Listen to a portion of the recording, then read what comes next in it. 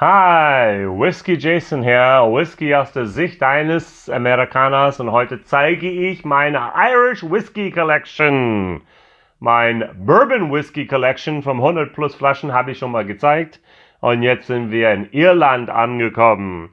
Also, wir haben jetzt Februar 2018 und das sind die Flaschen, die ich momentan im Regal habe. Wir fangen einfach mal damit das an, was ich greifen kann. Das ist Spade and Bushel, 10 Jahre altes Single Malt Irish Whiskey. Das war ein Fassstärke Limited Edition. Das kommt jetzt hier von der Distillery, wie heißen die? Connacht.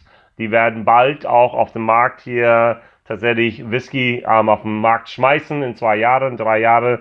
Die haben selbst eine Distillerie dort in Irland gebaut. Vielleicht besuche ich sie auch im Sommer.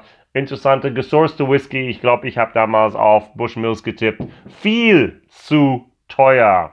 Also, Spade and Barrel sind wir hierbei für diese kleine Halbliter Flasche bei 70 Euro. So, wir gehen einfach weiter. Danny Boy. Danny Boy war eine unabhängige Abfüllung auch von der Cooley Distillery. Und das kostet jetzt hier 31,90 Euro hat man bekommen. Und ganz ehrlich, wenn man den haben möchte, man kriegt den hier bei Penny mit O'Connor, also für 12,99 Euro. Gleiche Sache, auch vom Cooley Distillery. Distilled and bottled by Cooley Distilleries. Also von daher, nee, das ist nicht schlecht, O'Connor. So, wir gehen einfach weiter. Ich habe hier eine Powers Signature Release. Also Powers ist auch Redbreast, ist auch Dan Middleton, ist auch Irish Distiller, ist auch eine interessante Sache. Ich glaube, ein Video dazu habe ich noch nicht gedreht mit seinen 46%. Diese Flasche habe ich übrigens bei einer Whisky-Verkostung von der Volkshochschule in, glaube ich, Glückstadt am Ende gekauft. Es war echt eine gute Sache. So, Talamodou, 14 Jahre alt, wie auch Talamodou 12 Jahre alt. Auch interessante Sachen hier. Auch schöne Sachen mit dem, wie ein Buch, den man aufmachen kann und zumachen kann. Irish Distilleries. Auch die haben eine eigene Distillery jetzt da aufgebaut. Können auch nicht keine Sachen mit 12 oder 14 Jahren auf den Markt bringen. Aber ein schönes Haus mit dem Pot Stills. Absolut toll. Vielleicht kann ich es auch noch besuchen. So, eine unabhängige Abfüller ist The Wild Geese. Also 1691 steht hier drauf. Freedom for Everyone, das ist gesourcete Whisky. Ich glaube, das kommt von Cooley auch, wenn ich richtig informiert bin. Interessante Flasche, kennen wir die gleiche Flasche übrigens hier von JP Weiser mit seiner 18 Jahre alt. Naja, Untamed war nicht unbedingt sein Geld wirklich hier wert. The Wild Geese kostet jetzt hier, das war hier 48 Euro. So, schauen wir mal, ob ich die jemals wegkriege. Was äußerst interessant war, und das war auch guck mal diese Farbe, die haben Portwein genommen, die echt wet waren. So, und dieses ist eine neue Abfüllung von einer neuen Distillerie, was auf den Markt kommt. Die bauen das, die Atlantic Distillery. Und das ist echt nur für Deutschland jetzt hier erst einmal mit seinen 43,6%. Und die Flasche hat 50 Euro praktisch gekostet. Lecker, wer einen Irishman Portwein Finish haben möchte und was Neues auf dem Markt. Cooles Design, cooles Marketing, coole Flasche. Sehr zu empfehlen. So, dann gehen wir zu Kilbeggan. Das ist die alte Flasche jetzt hier, Traditional. Die sehen nicht mehr so aus. Es gibt ein neues Design, ein neues Format. So, was haben wir noch hier von denen? Genau, das ist auch ein Kilbeggan. Auch das gibt es nicht mehr. Das ist der 8 Jahre alte Single Grain Irish Whiskey.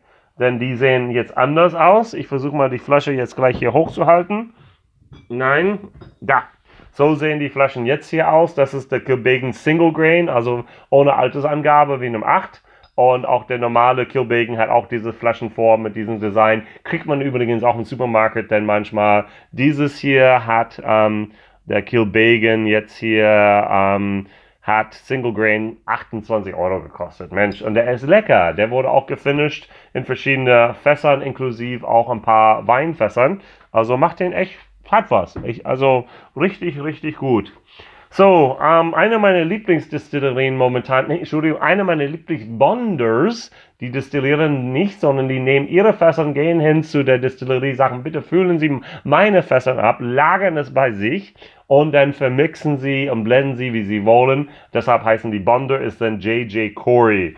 Also, da macht Louise denn da tolle Arbeit, das ist the Gale. Absolut schön, da ist, glaube ich, 26 Jahre oder 27 Jahre alte ja, hier steht 26 Jahre alte Single Malt from Bushmills hier drin. Ach, also Limette, also so eine frische, tolle Irish Whiskey findet man so gut wie nie. So, das, was ich ungern trinke, aber für eine Whisky-Verkostung bei mir zu Hause gekauft habe, ist Connemara, der 12 Jahre alt. Ich habe irgendwo da hinten auch noch den normale Connemara. Also der 12 Jahre alt ist schon deutlich besser. Also der hat hier 54 Euro gekostet, der normale kostet 23 Euro. Ist der doppelt so gut? Einige meiner Leute, die es verkostet haben, würden sagen ja.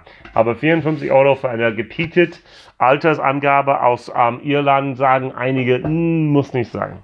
So, wir gehen hin zu einer große Enttäuschung. Also The Quiet Man finde ich okay. Aber The Quiet Man 8-Year-Old Single Malt Irish Whiskey Single Cask aus dem Sherry Fass. Ich habe Flaschennummer 705 extra auch unterschrieben vom Korean hier selbst. Das war eine große Enttäuschung. Also sorry Leute. Also The Quiet Man hier, muss ich nochmal auf meine Liste schauen. 8 Jahre alt, hier war 50 Euro dafür. Was soll ich sagen? Nope. So, The Pogus. Irish Whiskey, das ist eine coole Sache jetzt hier. Das ist West Cork Distillery, die im Süden sind. Die haben extra eine Flasche abgefüllt hier für diese Band. Ich glaube, die Flasche war bei 28 Euro. Also wäre absolut super. Also kaufen, falls man den noch findet. Auch der Stoff da drin ist auch lecker. So, was ich auch lecker finde, ist The Tyrconnell. Also eine richtig schöne Sache hier. Also die haben gerade die Flaschen hier verändert. Ich habe noch die 43% und die alte Flasche hier hat nur noch 40%. Alt gegen neu. Auch dieses Video werde ich irgendwann mal machen, deshalb habe ich die beiden Flaschen hier. Die neue Flasche hat 43%, das heißt, sie sind nach oben gegangen mit den ABW. Yay! In diesem Zusammenhang werde ich nicht darauf zugreifen, weil ich es nicht finden kann.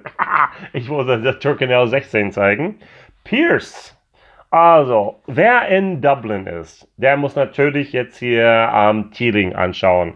Aber wer dort in The Liberties ist und diese Kirche sieht mit dem beleuchteten Turm aus Sicherheitsglas, der wird da in diese Kirche finden, dass dort eine Distillerie ist von Pierce. Das ist total cool. Also, ich habe extra diese Flasche aus Irland rübergeschickt, zusammen mit Dingle damals, Batch Number 2. Also eine richtig schöne Sache. Schmeckt auch lecker, das ist Batch Number 1, kann man haben. Allerdings, der war nicht unbedingt billig, muss ich sagen. Pierce kostete, ich habe 70 Euro dafür bezahlt. Mehr Geschichte, Teil der Geschichte von der Irish Distillery da zu erleben als alles andere. Und vielleicht die Flasche ermöglicht mir auch ein privates Interview mit dem Besitzer oder mit dem Distiller dann dort im Sommer zu führen.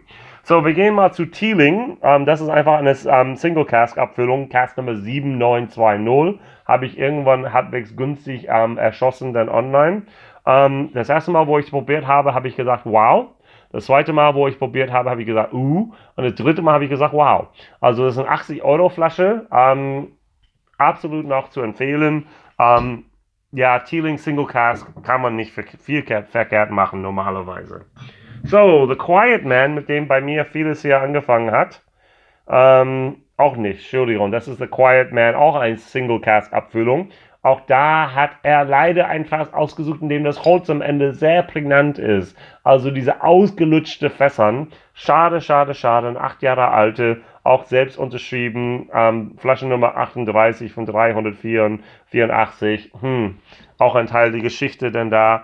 Aber nicht meine Geschmacksrichtung leider. der 12 Jahre alte Quiet Man mit Orlose-Sherry. Die lernen, okay? Glenn Dallow, hoffentlich spreche ich das richtig aus. Ich habe den 13 Jahre alt verkostet und auch der mit dem japanischen Holz, das war auch ganz gut. Das ist The Double Barrel. 2018 bringen sie neue Fässern auch dann dazu raus. Eine echt interessante Distillerie, haben sie selbst auch was dahin gebaut und sind dabei zu destillieren. Ein paar Jungs denn dort aus Dublin. Schöne Sache, auch St. Kevin hier, tolle Geschichte dazu. So, dann machen wir hier ein kleines bisschen weiter. Wir gehen jetzt hier hin zu Writer's Tears. Damit fing eigentlich meine Irish Reise jetzt hier an. Also auch das war auf eine Verkostung, Volkshochschule, Thema Irland. Danke nochmal dafür, Holger. Toll gesagt und toll gemacht. Und tolle Geschichte. Die Tränen der Autoren, sehr, sehr gut. Walsh Distillery werde ich auch im Sommer besuchen. Eine schöne Sache. Die haben daraus dann gemacht, Writer's Tears Redhead, indem sie einfach ein Irish Single Malt, Single Malt, kein Blend, und dann noch einen Sherry Fast Finish gegeben haben. Auch eine super schöne Sache. 46% feinsten Oloroso Sherry Fässern haben dieses Single Malt Irish Whiskey eine super schöne Finish gegeben. So, dann muss ich sagen, dass ich ein paar andere Writer's Tears habe. Writer's Tears Cask Strength. Das hier ist die 2017er Version. Das ist immer dann bei 53%. Tolle, tolle Sachen. Dann haben wir hier Writer's Tears Cask Strength 2015. Da waren nur 2100 Flaschen davon. Dann haben wir hier die 2014 Version. Da waren, man sieht immer wieder, so geht's auf und so ist die Flasche da drin. Richtig Holzkiste. Da waren nur 1980 Flaschen. Und dazwischen, irgendwie ist der da hinten geraten, ist die 2016 Version von 2640. Und auch da sieht ihr, da ist Cask Strength Irish Whiskey da drin. Richtig, richtig lecker. Richtig viel Platz nehmen die Dinger hier ein. Echt Platzbomben, Platzhirsche. Aber unheimlich wichtig und lecker. Und ihr könnt auch meine Vergleichvideos schauen, wo ich die 13, 14, 15, 16 miteinander vergleiche. Und ich glaube, Entschuldigung, die allerbeste war die 14er, aber ich habe es nicht mehr im Kopf. So, wie man sieht hier, ich habe schon wieder eine neue Ladung und jetzt mache ich einfach mal weiter. Ich greife einfach nach unten hier und sage St. Patrick's Irish Whiskey Cask Strength. Allerdings, das einzige Problem ist, es ist nicht selbst produziert. Die tun ein bisschen so, als ob sie es selbst machen würden. Also St. Patrick's Distillery dort in Cork gibt's nicht. Finde ich ein bisschen doof. So, wir gehen einfach weiter zu etwas, was nicht doof ist. Und das ist Teeling. Teeling Whisky Single Malt. Also kaum zu schlagen für Preis-Leistung. Das ist einfach mal 37 Euro. Verschiedene Fässern wurde drin gelagert. Absolut geniales Zeug. Jeder, das im Mund hatte, bisher hat gesagt, wow, Irish Whiskey kann auch gut sein. Das wusste ich nicht. So, gehen wir einfach weiter. Hyde. Hyde macht daraus kein Geheimnis, dass sie ihr Whisky sourcen. Das ist hier von der Albe Import. Also Dietmar oder Didi, schön dich zu sehen. Also das ist die Nummer 6. Es gab 1, 2, 3, 4, 5 und das ist Nummer 6. Und die machen, und das ist das Interessante, die kaufen sich diese Whisky ein und dann arbeiten mit Holz. Also es kann Sherryfässer sein. Und hier haben wir einfach eine tolle Mischung. Und das ist 46%, das ist Black Label jetzt hier. Und das ist einfach ein Sherry Cask Finish. Die tun einfach mal ihre Small Batch 8-Year-Old Single Malt, Single Grain zusammen mit einfach mal richtig schöne, very special, much older Single Malt zusammen und kreieren ein Blend. Also lecker, lecker, lecker, der Nummer 6. Nummer 1 war am allerbesten. Nummer 3 mit diesen Weinfass war nicht unbedingt meins. Der Rum von 2 und glaube ich 4 waren okay. Also, aber die machen echt interessante Sachen. Eine Flasche, was es jetzt in Deutschland gibt, allerdings, ich war ungeduldig und habe es extra aus den Irland einfliegen lassen, deshalb habe ich fast 20 Euro mehr dafür bezahlt. Slane Irish Whiskey Triple Cask. Ach, billig Zeug, vergess es. So, was auch interessant war, ist Roe Co. Blended Irish Whiskey. Also ich habe tatsächlich Batch 1 noch hier. Das wurde extra gemacht jetzt hier für... Oh, wer war das jetzt hier? Das ist Diageo. Diageo hat gesagt, hey, wir wollen auch in der Irish Markt mitmischen, der schnell wachsende Whisky-Markt der Welt, also 400% in den letzten 10 Jahren gewachsen und die haben eigene Blended Whisky kreiert. Also die waren ein bisschen hinterher, aber Preis-Leistung stimmt. Wille Kontur, super schöne Sachen, aber diese eine Flasche, keine Ahnung, wo du das Zeug her hast, aber ich glaube, die haben von Quiet Man das gleiche hier genommen mit der 8 Jahre. Das war absolut nicht meine Welt. Aber vieles von Wille Konto ist sehr, sehr, sehr, sehr, sehr gut. Allerdings diese alte Irish Whisky Abfüllung. So, Kinderhands. Kinderhands 10 Jahre alt und auch Kinderhands, kann ich die Flasche noch hier finden? Small Batch. Habe ich auch extra aus England rüberfliegen damals. War schwierig hier zu bekommen vor einem Jahr. Jetzt kriegt man es tatsächlich in Deutschland. Small Batch hat mir besser geschmeckt. Ich habe den Small Batch damals, es gab sogar Bottle Numbers da drauf. Batch Nummer 3 ist hier. Die waren beide jetzt hier im Juni 2016 abgefüllt. Ich habe Flasche Nummer 7870. Also echt ziemlich teuer das Zeug. Also 80 Euro und 40 Euro teuer, also 70 Euro. Und der war besser. Komisch, wie das manchmal so kommt. Weniger bezahlen und besseren Geschmack bekommen. So, apropos. Bushmills, haha, 16 year old. Eine meiner ersten Flaschen, die ich damals gekauft habe. Die Preise gingen durch die Decke hierfür. Also ich habe noch meine Tropfen hiervon. Vielleicht gönne ich mir was. Also, es ist schon lange her, seitdem ich da überhaupt was hatte. Also, ich bin so frech und hole mir einfach ein neues Glas hier raus. Auch bei meinem Bourbon habe ich ein bisschen verschenkt oder verkostet. Und das werde ich hier beim Irish auch machen. Und Besseres kann ich mir momentan nicht vorstellen. Eine 16 Jahre alte Bushmills Triple Wood. Als ich denn damals dort oben bei Bushmills Distillery war, ich habe die schon besucht, denn da dort in Antrim County, Old Bushmills Distillery, war echt einfach diese Faszination, wie man die 3 verschiedene Fässer zusammen mixt hier. Diese Oloroso, diese Bourbon und diese Portwein zusammen. Also wer darauf kam, auf diese Idee, Achtung, Achtung, also Hut ab, Respekt. Mm, mm, mm, mm. Wow, da ist altes Zeug drin, das ist so schön. Wow, am Ende, ja, wie gibt mir. Mein Mund hat ein kleines bisschen ein Erlebnis gehabt. Wow, das Zeug ist gut. Nicht so gut ist der Bushmills normal. Also kann man immer wieder haben. Auch es gibt einen 10 Jahre alt. Ich habe den neulich jetzt hier gesehen bei Aldi. Also Bushmills, tatsächlich the Original, für 14,90 Euro. Also ich habe 16,90 Euro dafür bezahlt. Kann man machen. Ja, kann man echt machen. Wow, habe ich meinen Red Bush schon gezeigt oder wieso finde ich war? Da ist der. So, Bushmills Black Bush gibt es auch. Also auch mit Sherryfässern. Viel, viel besser finde ich. Bushmills Black Bush kostet denn 20 Euro. Ist sein Geld wert, sage ich mal. Ich finde meinen anderen hier nicht. Macht nichts. Teeling ist immer wieder eine schöne Sache. Jetzt habe ich den Teeling Single Grain und der wurde in Weinfässern und das ist tatsächlich die 2013er Flasche.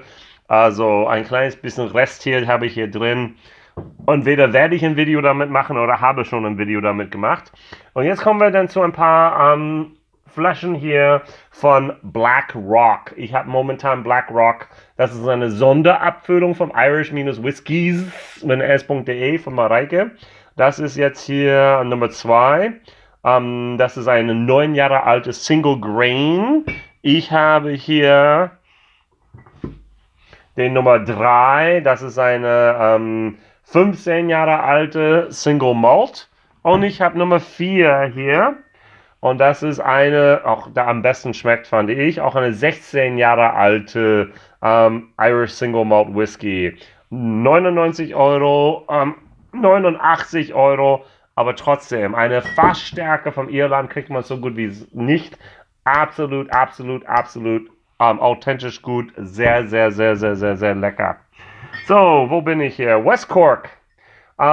Ich werde noch eine Serie zum Thema West Cork machen. Da werde ich bestimmt 15 verschiedene Videos probieren können. Entschuldigung, ich habe meine Kamera gerade bewegt. Das ist nicht mal ein Whisky, das ist ein Spirit Drink, obwohl er 57,5% hat, denn er ist nicht alt genug. Und das ist ein Celtic Fusion of Whisky and Malt. Jeder, der das probiert, hat gesagt, so, probiere ich mal ganz kurz. Genau, diesen Glas nehme ich statt diesen. So, jo, also. Ich glaube, ich habe noch nie vor der Kamera hier überhaupt gehabt oder mit irgendetwas verglichen, aber 2 verschiedene Irish Whisky Verkostungen mit dabei gehabt.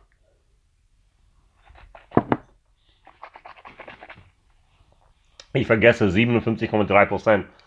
Wow, der hat was. Aber der hat sehr viel Grain da drin. Also Teeling, also der normale jetzt hier, der billig Rum Cask. Also damit fing ich irgendwie auch an, Teeling zu entdecken. Also das ist diese Rum Cask, das war 28 Euro. Ich weiß noch, letztes Jahr, Entschuldigung, 2016 habe ich den irgendwo online für 14 Euro gekriegt. Da habe ich gesagt, gibt's nicht. So einen tollen Whisky für den Preis wird man hoffentlich nie wiederfinden, so günstig. So, was haben wir hier? Oh ja, meine Hassflasche. Dunvilles. Auch die füllen selbst ab. Die haben keine eigene Distillerie, noch nicht. Die bauen jetzt gerade noch. Und Dunville ist eigentlich jetzt hier von, es ist in Nordirland. Und wie heißt das nochmal so schön? Das ist die Elkville oder Elchville oder wie auch immer das so heißt. Und ach, ich habe es gekauft, ich habe viel erwartet und das Zeug ist ätzend hoch 9. Ich habe neulich nochmal im Glas gehabt. Also Dunville, was ist das? 46 Euro. Ich habe den 10 Jahre gehabt, der war okay. Und dann habe ich gesagt, Mensch, dann kaufe ich einfach mal the Three Crowns. Das ist eine Hommage auf das, was damals war. Aber no. Das war echt furchtbar. So, Connemara habe ich schon mal gezeigt. Der Peated. Nicht nur der 12 Jahre alt, muss ich mal hier gezeigt haben. Dann gehen wir zu Walsh. Das ist hier The Irishman. Das ist der Single Malt Small Batch vom Walsh. Das ist sehr, sehr gut übrigens. Und kaum jemand kennt das. The Irishman ist jetzt hier, kostet 30 Euro, Leute. Also richtig gutes Zeug für 30 Euro, finde ich. So, wir gehen weiter. Redbreast habe ich noch nicht erwähnt. Redbreast, Cask Strength, 12 Jahre alt. Ich habe noch die Batch B116 mit 57,2%. Es gibt verschiedene Batches. Wow, also Redbreast für diesen Preis. Also wir reden hier von 55 Euro ungefähr. Perfekt. Sehr, sehr, sehr, sehr, sehr gut. So, dann muss man natürlich den Redbreast normal 12 Jahre alt erwähnen. Der kostet dann ungefähr 40 Euro. Legt die 14 Euro oben drauf, kaufe den Fassstärke, der ist wirklich dafür besser. Und ich habe auch noch hier meine 15 Jahre alt. Davon war ich nicht unbedingt ganz umgehauen, auch für den Preis. Der war wesentlich teurer, aber kann man mal machen. Und dann haben wir noch den Redbreast Lustau, auch eine interessante Sache. Also der Preis davon ist momentan nicht mehr auf meiner Liste, weil die Flasche auch gleich leer ist. Da werde ich auch noch meine Verkostungsvideo davon machen, weil ich es bisher nur verteilt habe und selbst davon bisher kaum getrunken habe. So, ich habe schon den Glendalough, 13 Jahre alt erwähnt. Hier hat man das. Also übrigens, dieses ist ein neues Design jetzt hier für die Dose, aber die Flasche sieht immer noch genauso aus. Also von daher, die werden auch, glaube ich, irgendwas mit dem Design da machen. So, weiter geht's. Habe ich gekauft und werde ich irgendwann mal auch verkosten. Das sind 3 Videos übrigens von Klonthoff. Also da habe ich dann den Single Malt, den Irish Whiskey Reserve, wie auch der Irish Whiskey Classic Blend. Also die Idee fand ich einfach so witzig, so putzig, würde meine Frau jetzt hier auch mit sagen. Denn die Flaschen sind ineinander. Also Ah, das weiß ich jetzt, dass es auseinanderfallen wird. So, irgendwie kommen sie hier auseinander. Oh, da ist Tesafilm drauf. Ihr merkt, dass sie ineinander sind. Ja, also von daher, ich werde sie nicht auseinandernehmen. Also es sieht wie eine Flasche aus, obwohl es 3 sind. Ich fand das putzig und das wollte ich mal machen. Und irgendwann werde ich sie verkosten. Und ich habe keine großen Erwartungen, denn das ist auch nur billig gesourcete Irish Whiskey. So, was nicht billig ist, ist hier The Irishman Cask Strength 2016. Also, da sind wir bei 88 Euro. Also, schau mal diese Flasche an. Es gibt eine Urkunde hier drin. Es gibt so hier, dieses Ding muss man da rausnehmen, um die Flasche rauszunehmen. Also, wer denn Writer's Tears kennt, Cast Strength, der ist genauso gut, wenn nicht noch besser. Und es gibt noch dazu, wie meine Frau sagt, ein Sarg. Ich sage ein Klavierlack, aber sie sagt, es sieht echt wirklich aus wie ein Oh, that's Star Wars, Entschuldigung. Also, finde ich so witzig. So, wir gehen weiter. Temple Bar. Ich habe den 10, den 12, den 15-Jährigen probiert. Der 10-Jährige ist okay. Alles andere kann ich fast in eine Tonne schmeißen. Bis auf dieses Puppy hier. Der ist so bombe gut. Also, den gibt es nur bei Mareike bei irishwhiskies.de. 100 Euro Flasche. Also Fassstärke direkt dort nur im Grunde jetzt hier bei der Distillery. Entschuldigung, Distillery haben sie gar nicht. Sie haben ein Pub, also Temple Bar Pub, dort direkt in Temple District und der Temple Bar District, und dort kann man wirklich diese Einzelflaschen kaufen. Absolut geniales Zeug. So, ich habe schon erwähnt, The Quiet Man, 12-year-old, ganz neu, Oloroso Sherry Cask Small Batch Finish. Super gut geworden. Also richtig, richtig gut. Endlich sind sie da angekommen, wo sie sein sollten, The Quiet Man. Und dort in Derry haben sie ihre eigene Distillery gebaut. Das ist mitten in der Fußgängerzone. Man geht über die Brücke rüber und man schaut dann auf diese Distillerie. Der größte Investition für eine Baumaßnahme in dieser Kleinstadt schon seit Jahrzehnten. Und die werden gute Sachen, glaube ich, machen. Da habe ich ein gutes Gefühl dabei. So, 7 Jahre alte Glendalough. Auch da sehen wir eine St. Kevin denn darauf. 7 Jahre alt ist auch okay. So, was haben wir hier hinten? Oh, Powers habe ich vergessen. The Gold Label. Ich habe hier oben den Signature und Gold Label habe ich auch noch.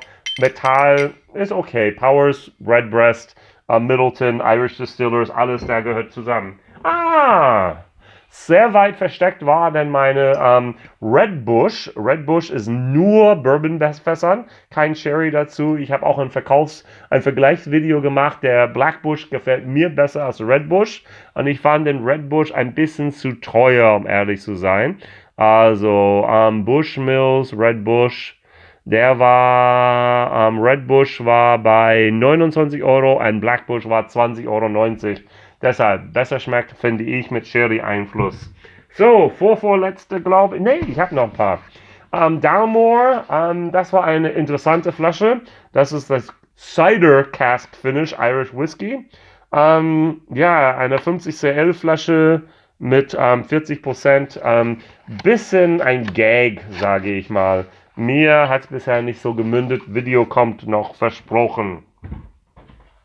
Wo ich mittendrin in einer Flaschenteilung bin, ein Video gedreht habe, aber noch nicht abgefüllt habe, noch nicht kassiert habe, ist Retronaut.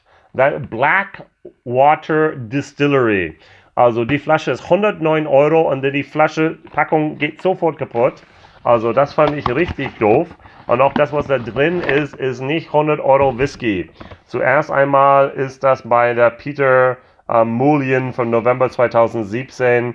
Das ist ein Coolie. Eine 17 Jahre alte Single Malt, und der hat ein bisschen zu viel Holz gesehen. Leider.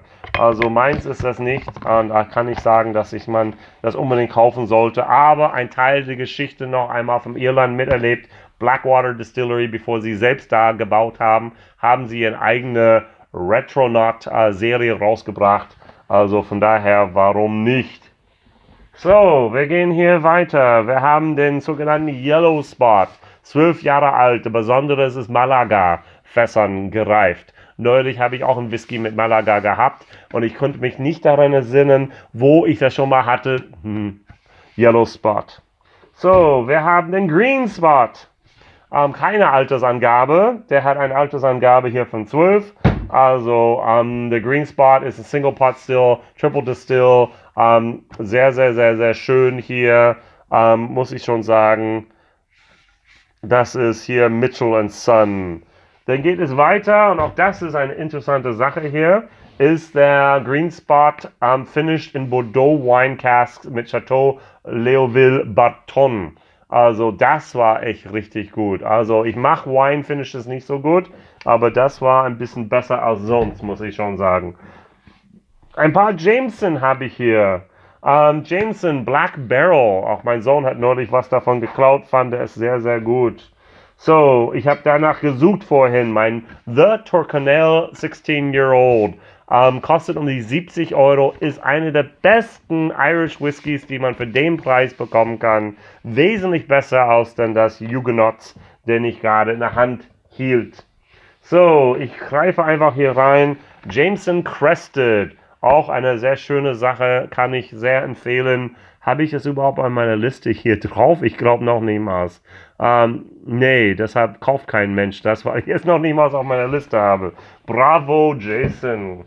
So, Bushmill 1608. Eine meiner ersten, ich glaube, die erste Flasche, die ich jemals gekauft habe für mehr als 50 Euro. Wenn man die Flasche hier rausnimmt, macht man die Packung auf und dann macht man so, also wirklich eine Sargfüllung. Und das ist hier mit Crystal Grain gemacht. Das ist auch eine ganz, ganz wichtige Sache. Crystal Malt zum 400. Jubiläum. Das heißt, es wurde 2008 destilliert. Also Flaschen davon sind noch selten zu bekommen. Habe ich übrigens zusammen mit Tomic auch vor der Kamera verkostet. So, und jetzt kommen wir zu meiner, glaube ich, allerletzte Flasche, wenn ich es richtig gesehen habe. Nein, vorletzte Flasche. Ich habe schon mal erwähnt. Dingle. Ich habe Batch 1 und ich habe tatsächlich die Flasche hier Batch 2 gekauft, auch aus Irland, war ich so glücklich. Ein kleines bisschen habe ich noch drin. Tolle Flasche. Inhalt war nicht meins. Das war dieses Sherry-Fässern und ich fand, dass der richtige Distillat war dadurch ein kleines bisschen überlagert. Das war Bourbon-Fässern oder Loso-Fässern und PX-Fässern. Also, aber Dingle erwarte ich Tolles und das ist eine, wenn nicht der erste Distillerie in Irland, die gebaut haben und die 3 Jahre schon haben und ihr eigenes Whisky verkaufen und das geht weg. Daran zu kommen ist sehr, sehr schwierig. Ich habe den Flasche 1 gekriegt, ein Sample von meinem Freund und Flasche 2 habe ich selbst gekauft und jemand, der tatsächlich auch denn dort Founding Father ist, das heißt, er hat ein Fass gekauft und wartet darauf, dass es gereift ist, kam noch nicht mal dran. Dämlich. Last but not least, ich habe bewusst erstmal das wirklich hier so zu machen. Red Breast 21-Year-Old. Der allerbeste Irish Whisky, den ich jemals im Leben hatte. Die Flasche ist noch nicht mal drin. Also ich habe nur die Verpackung aufbewahrt erst einmal. Oh, Leute, das ist echt der beste Irish Whisky, den ich jemals hatte. Ich wiederhole mich. Der beste Irish Whisky, den ich jemals hatte. Ich muss mir noch eine Flasche davon gönnen, um die 140 Euro. Aber das Zeug ist so schön und ging durch meine Flaschenteilung sowas schon weg. Und jeder, der es verkostet hat, hat gedacht, wow und nochmal wow. So, Whisky Jason hier. Nicht ganz so viele Irish Whisky Flaschen wie Bourbons. So, aber dennoch habe ich einiges noch vor mir. Einiges habe ich sogar da noch nicht mal vor der Kamera verkostet. Im Gegensatz dazu habe ich alle meine Bourbons schon mindestens einmal vor der Kamera hier gehabt oder bei auch irgendwelchen Livestreams oder Challenges auch mehrfach gehabt. So, meine Frage des Tages, wer jetzt mein Bourbon wie auch mein Irish Video angeschaut hat statt mein Livestream ist, so, welche Bourbonflaschen fehlen mir? Beziehungsweise Irish Whisky Flaschen fehlen mir. Schreibt sie einfach hin in die Kommentare, welche Flaschen fehlen mir, die ich unbedingt noch verkosten und probieren sollten. Einfach wild drauf losschreiben, was euch einfällt, was ich noch nicht habe, wo du sagst, das muss sein, ja? Gut, vielen Dank. Mein Livestream geht übrigens nächste Woche weiter. Also hoffentlich wird der Kabel Deutschland alles das wunderbar hinkriegen, dass es mit der Übergabe von der einen Wohnung zum anderen Wohnung wunderbar klappt. Und da ist dann nämlich am 25. Februar Tim König, Tim verkostet Whisky, mein Live-Gast. danach ist der Paul Bosek und danach ist der Tim Tünnermann vom Whisky Botschaft. Yay! Und da habe ich noch viele, viele Leute, die jetzt hier meine Gäste sein werden. Es macht echt tierisch Spaß, meine Livestreams zu machen. Tut mir leid, dass ich das denn an diesem Abend nicht machen konnte. Ich musste es vorher aufgenommen haben, aber so läuft das. Wenn man umzieht, bitte habt dafür Verständnis. Okay, Whisky Jason hier, Whisky aus der Sicht eines Amerikaners. Liken, abonnieren, auf meine Sample-Liste schauen und auch immer wieder, dann sage ich mal, bis morgen. Tschüss!